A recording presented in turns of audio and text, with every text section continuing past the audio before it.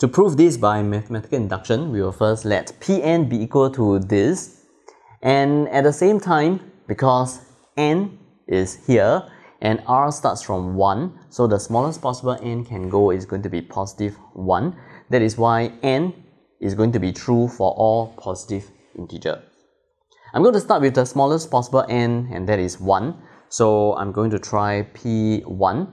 On the left hand side, what I have is a summation of r starting from 1 to 1 of r squared plus 1, which means that what I have is just simply a 1 and a 1 squared plus 1.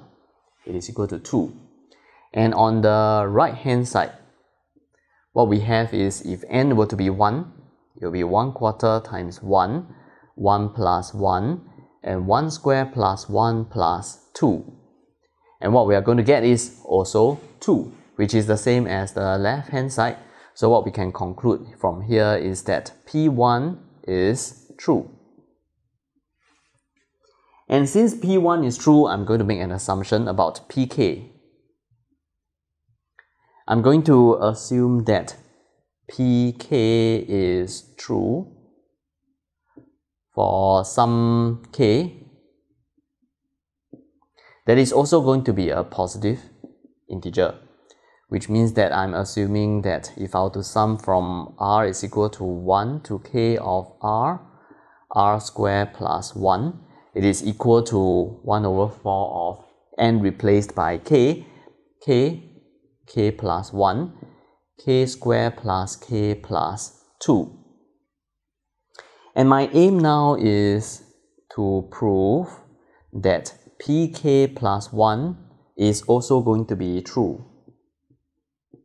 which means I'm going to try to prove that the summation from r is equal to 1 to k plus 1 of r squared plus 1 is going to be equal to 1 over 4 of k plus 1, replacing n by k plus 1, and this will be k plus 1 squared plus k plus 1 plus 2. If I were to simplify this, it is going to be, this will be k plus 2, and for this, if I were to expand and simplify, I will get a k squared plus 3k plus 4. Let's try to see whether we can prove this. We will start with the left hand side. That means I'm going to start with the summation from r is equal to 1 to k plus 1 of r squared plus 1. And I know this summation can be broken up into two parts. That is, if I were to sum from r starting from 1 all the way until k, r squared plus 1, which means that I have one more term, which is the very last term, that is when r is equal to k plus 1. So that very last term, when r is equal to k plus 1, will be k plus 1, and then k plus 1 squared plus 1. For this that I have here, I'm going to make use of the result that we have assumed true.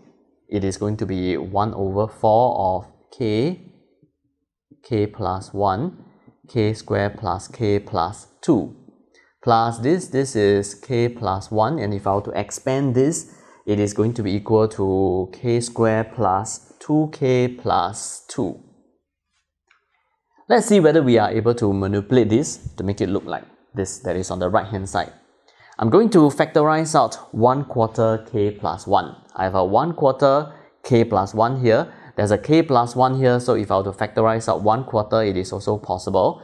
So I have 1 quarter of k plus 1, which means that within here, I'm going to be left with a k multiplied by k squared plus k plus 2. Let's multiply this in, which will give me a k to the power of 3 plus k squared plus 2k. As for this, since we factorize out 1 quarter k plus 1, so I will have 4 times of this k squared plus 2k plus 2. This is equal to 1 quarter k plus 1.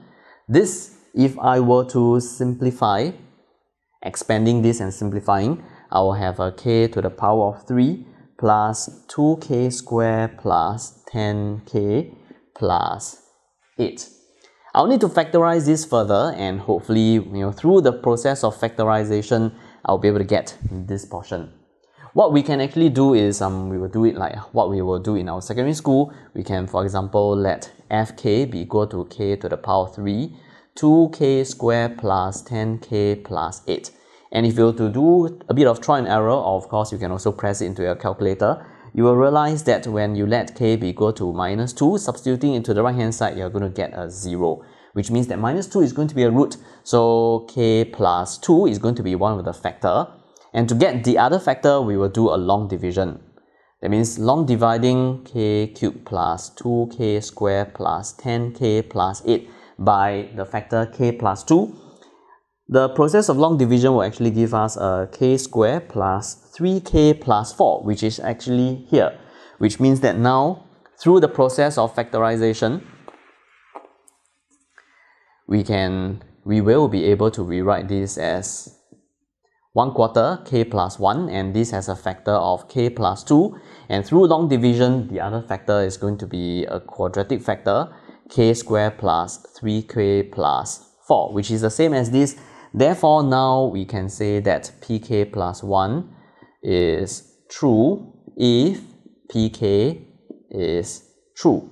And since from the very beginning we have already proven that p1 is true, so by the process of mathematical induction,